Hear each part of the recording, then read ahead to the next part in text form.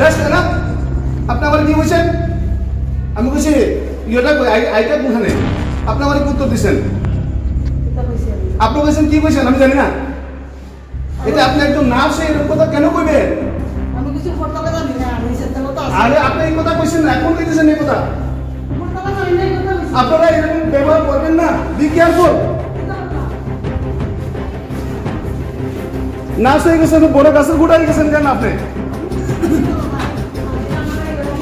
সুন্দরভাবে ব্যবহার করবেন মানুষের লোকে।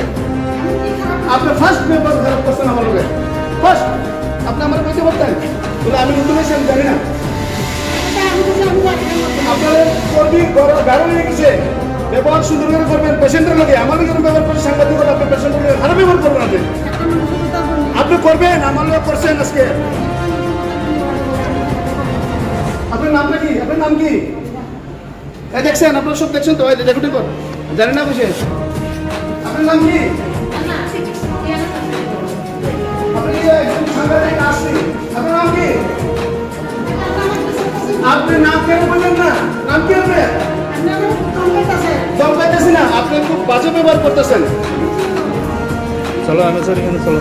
ঊনকোটি জেলা হাসপাতালে আজকে একটা ঘটনা দেখলাম আপনার সাথে হয়েছে, ঠিক কি হয়েছে ঘটনাটা? প্রথমত সবাইকে নমস্কার। আমরা কয়েকজন সাংবাদিক আজকে আমরা ঊনকোটি জেলা হাসপাতালে এমএসের সাথে দেখা করতে গেলাম, মূলত নিউজ সংক্রান্ত বিষয় নিয়ে।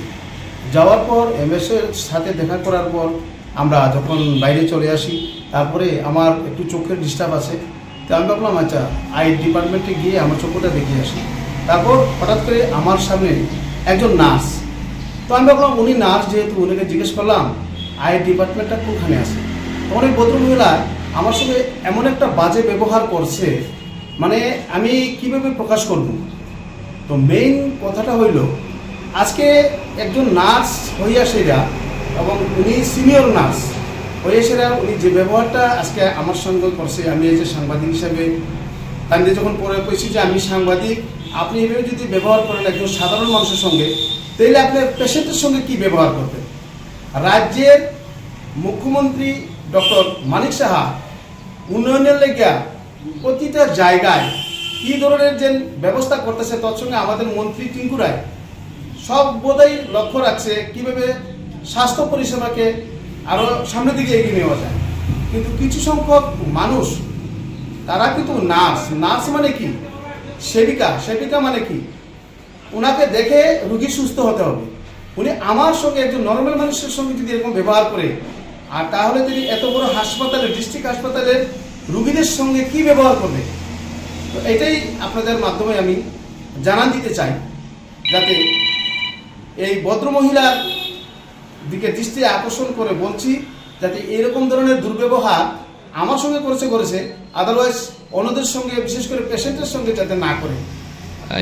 এই বিষয়ে আপনি কি এমএস কে জানিয়েছেন? হ্যাঁ, আমি সঙ্গে সঙ্গে এমএসকে জানিয়েছি, এমএসকে গিয়ে সঙ্গে সঙ্গে জানিয়েছি। এমএস বলল যে উনি ডেপুটেশনে এসেছেন, কিন্তু উনিও বিরক্ত প্রকাশ করছেন। তার সঙ্গে হাসপাতালের স্টাফরা, তাদেরকেও জিজ্ঞেস করলাম, তারা সবাই বলে এই ভদ্রমহিলা সবসময় এরকম ধরনের বাজে ব্যবহার করে। কি নাম ওনার?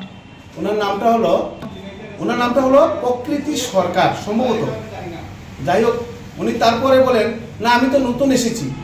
তাহলে তো তুমি প্রথমেই বলতে পারতে, দাদা আমি জানি না, আমি নতুন আইছি বা নতুন আমি আইছি, তাহলে তো কোনো কথা হয় না। আমি যখন তাদের বিভিন্ন, আমি এর জন্য ভিডিও করছি, আপনারা ভিডিওটা দেখে নেবেন।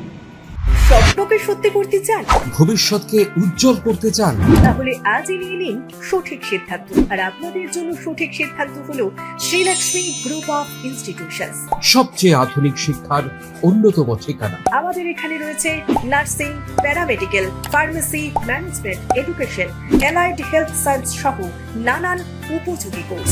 তাছাড়া আরো রয়েছে উন্নত ক্যাম্পাস ও প্লেসমেন্টের দারুণ সুব্যবস্থা।